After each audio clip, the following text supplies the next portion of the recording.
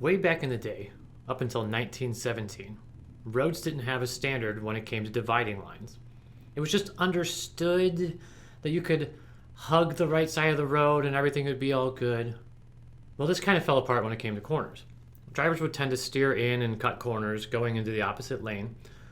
So in 1917, the first center line was painted and was chosen to be the color white by the designer. That designer, Edward Hines, was inspired to paint the lines white when he saw a milk spill from a delivery wagon on newly paved road. White lines were later adopted by all states in 1955, all except for Oregon, who preferred yellow. And eventually, the federal government in 1971 mandated that all center lines use the color yellow and that white lines only be used for traffic going in the same direction.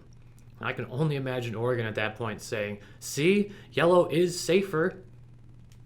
But I just thought this was interesting. 54 years of road line innovation and regulation, all inspired by some spilled milk.